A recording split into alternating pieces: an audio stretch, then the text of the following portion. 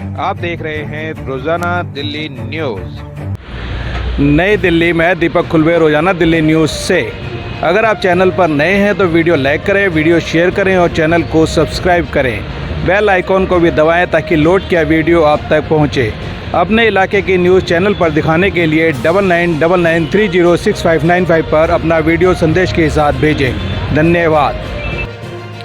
दिनांक 10 अप्रैल 2023 वजीरपुर विधानसभा के कांग्रेस कार्यकर्ताओं द्वारा लोकतंत्र बचाओ देश बचाओ संवाद कार्यक्रम का आयोजन दीप मार्केट अशोक विहार दिल्ली में किया गया। कार्यक्रम में पूर्व कांग्रेस विधायक हरिशंकर गुप्ता की अध्यक्षता में कार्यक्रम का आयोजन किया गया। लोकतंत्र बचाओ देश बचाओ संवाद कार्यक्रम में दिल्ली प्रदेश कांग्रेस कमेटी के कम्युनिकेशन सेल के चेयरमैन अनिल भारद्वाज, जिला आदर्श नगर कांग्रेस अध्यक्ष मनोज यादव, पूर्व कांग्रेस जिला अध्यक्ष हरिकिशन जिंदल और कांग्रेस के अन्य नेता एवं सक्रिय कार्यकर्ता कार्यक्रम में बड़ी संख्या में शामिल हुए। कार्यक्रम में आए हुए सभी नेताओं ने अपने विचार व्यक्त किए। हमारे दिल्ली के मीडिया सेल के चेयरमैन शीला दीक्षित जी के सेक्रेटरी पार्लियामेंट्री पूर्व विधायक आदरणीय भाई अनिल भारद्वाज जी वो आए और हम सबको संबोधित करेंगे। जोरदार तालियों से अनिल जी का स्वागत करेंगे। धन्यवाद जिंदल साहब। आज के इस जय भारत सत्याग्रह आंदोलन की इस मीटिंग में, जहां सेंट्रल मार्केट अशोक विहार में आज ये मीटिंग आप सबकी मदद से, मीटिंग के आयोजक हमारे बड़े भाई दिल्ली विधानसभा में हमारे साथी और बहुत कांग्रेस के वरिष्ठ नेता माननीय भाई हरिशंकर गुप्ता जी ने ये मीटिंग रखी है। तो आदरणीय हरिशंकर गुप्ता जी, जिंदल साहब, हमारे इस ब्लॉक कांग्रेस कमेटी के अध्यक्ष गिरीश जैन जी, अब्दुल सत्तार जी, जगदीश जी, जनेश भड़ाना जी, जोगिंदर खारी जी और महिला कांग्रेस की अध्यक्षा आगे आ जाओ भाई, जिला अध्यक्ष बहन रविता पाल जी और सभी उपस्थित सम्मानीय मानयोग देवी और सज्जनों, सम्मानित मंच और सम्मानित सदन।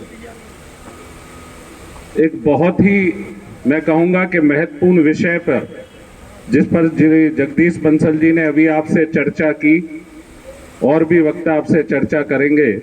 मैंने इसलिए प्रार्थना की हरिशंकर भाई को कि मुझे एक और मीटिंग में हरिनगर पहुंचना है। तो आज जो हम और आप यहाँ इस गर्मी के दोपहर में इकट्ठा हुए हैं, उसका एक बहुत ही महत्वपूर्ण कारण है। कांग्रेस पार्टी, ये सारी कांग्रेस जमात बैठी है, भाई मान सिंह जी भी बैठे हैं, सारे सभी लोग बैठे हैं, बहनी जी भी बैठे हैं, हमारे दोस्त भी बैठे हैं, निखिल जी बैठे हैं, सभी साथी।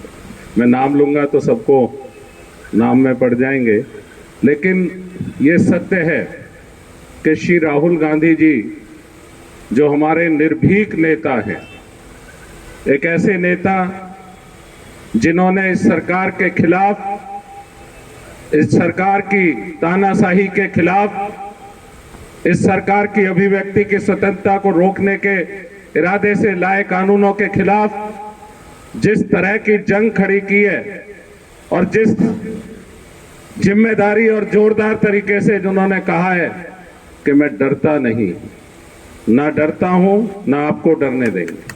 वो राहुल गांधी एक सत्य की लड़ाई लड़ रहे हैं। वो राहुल गांधी अपनी निजी लड़ाई नहीं लड़ रहे हैं।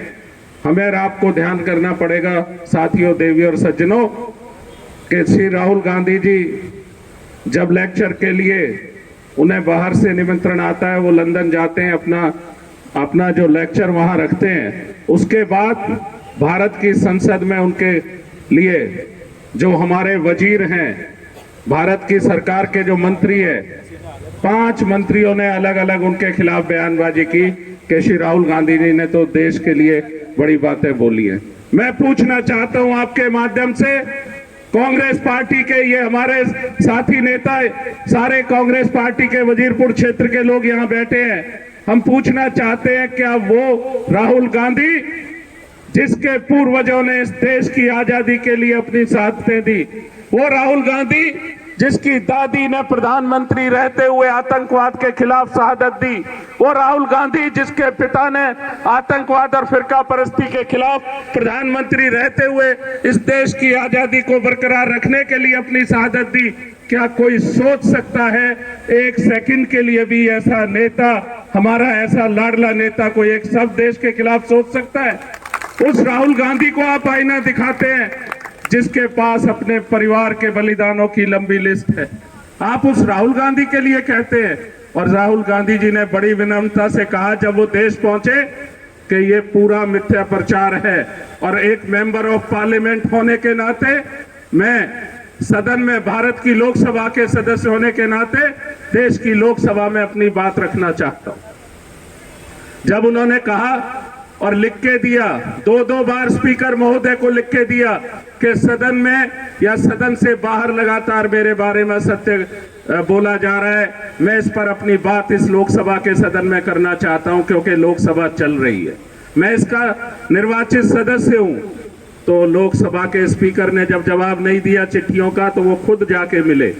तो स्पीकर साहब ने, जो श्री राहुल गांधी ने कहा वो आपने सुना होगा कि लोकसभा के स्पीकर महोदय मुस्कुरा दिए और बोले, राहुल जी आपको पता है मैं क्या कर सकता हूं।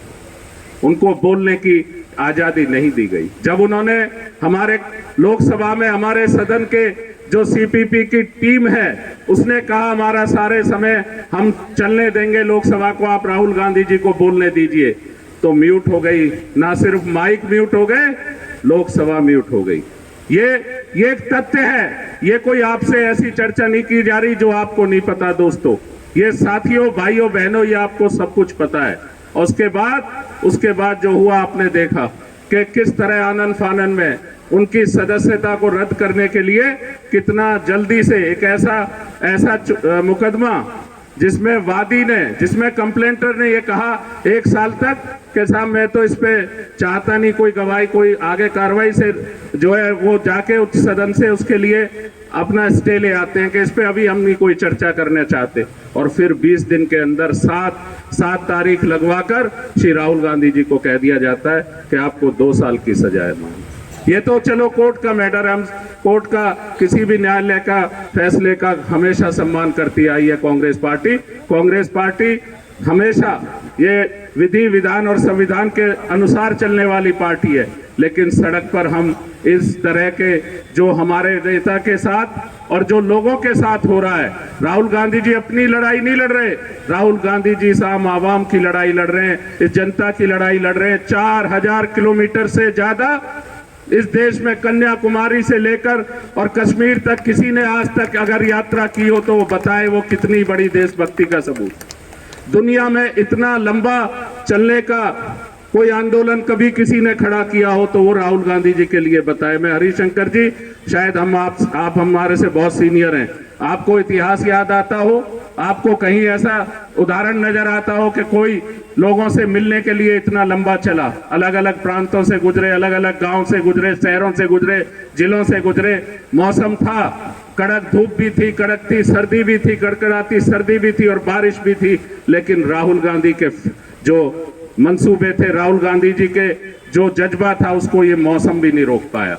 राहुल जी चले, दिल्ली भी चले, हमने उस यात्रा में सहयोग करा, हम चले साथ। आप देख रहे होंगे कि अपने आप इतनी बड़ी संख्या में जनता उनके साथ चल रही थी और यही कारण था कि उनकी लोकप्रियता से घबराकर सरकार इस तरह के फैसले ले रही है।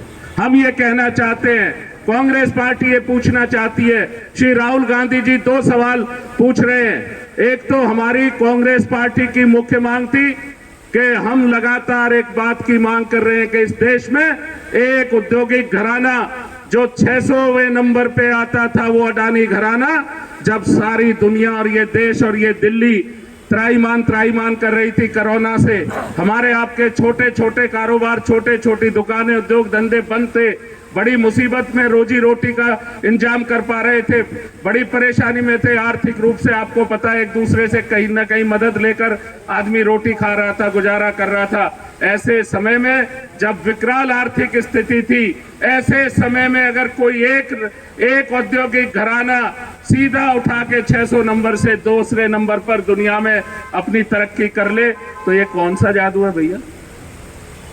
कांग्रेस पार्टी ये पूछ रही है कौन सा जादू हुआ, लाखों करोड़ रुपए उन्होंने कमा लिए, अच्छी बात है, चलो कमाने चाहिए। अब बात आई है कि उसमें कहीं ना कहीं घालमेल है, उसमें कहीं ना कहीं बड़ी बड़ी सारी चीजें शामिल हैं। और कांग्रेस पार्टी ने और राहुल गांधी जी ने और हमारे नेता श्री मल्लिकार्जुन खड़गे जी के नेतृत्व में लोकसभा और राज्यसभा में कहा कि इसकी जांच होनी चाहिए, इस औद्योगिक घराने के जो कारनामे हैं उनकी जांच होनी चाहिए। श्री राहुल गांधी जी ने कहा कि 20,000 करोड़ रुपया, 20,000 करोड़ रुपए यहां पर कहीं ना कहीं गलत रास्ते से आए, सेल कंपनियों से आए। वो कौन सेल कंपनियां हैं, उनकी जांच होनी चाहिए। हमारे बीच हमारे जिला कांग्रेस कमेटी के अध्यक्ष श्री मनोज यादव जी, हमारे जिला कांग्रेस के प्रभारी भाई शांति स्वरूप जी पहुंच गए, बहुत बहुत स्वागत है। भाई त्रिलोक सिंह जी का भी बहुत बहुत स्वागत है। बैठो भाई बैठो। श्री राहुल गांधी और कांग्रेस पार्टी ने सिर्फ एक सवाल पूछा कि ये सेल कंपनियां किन की हैं जहां से 20,000 करोड़ रुपए बेईमानी तरीके से इस अडानी घराने को मिले, इस अडानी औद्योगिक काम को मिले। कहां से आए ये 20,000 करोड़ रुपए? अगर कोई 1,000, लाख, 50,000, 2 लाख, 5 लाख की भी बात आती है तो इस देश की जो हमारी जो बहुत सारी ऐसी संस्थान हैं जिनकी जिम्मेदारी है कि आपराधिक षड्यंत्र अगर कहीं नजर आता है, कहीं अगर बेईमानी नजर आती है तो उस पर निगाह रखने पहुंचते हैं। लेकिन अभी तक बड़ी विडंबना है, बार बार कांग्रेस पार्टी के कहने के बाद, बार बार श्री राहुल गांधी जी के कहने के बाद आज तक कोई ईडी सीबीआई जांच करने नहीं पहुंची। अगर आप में से, हम में से किसी के छोटी सी भी एक अनियमितता, वित्तीय अनियमितता नजर आती तो फटाफट पहुंचते, लेकिन आज तक नहीं। तो हम कांग्रेस पार्टी आज इस सत्याग्रह के माध्यम से, जिसमें आज आप यहां बैठे हैं, जय भारत सत्याग्रह के माध्यम से पूरे देश में जगह जगह और दिल्ली में भी सभी विधानसभा क्षेत्रों में हम पूछ रहे हैं, भैया ये बता दो ये 20,000 करोड़ रुपए किसके? और इस अनियमितता की, इस वित्तीय अनियमितता की जांच, इस घपलेबाजी की जांच जेपीसी से करी जाए।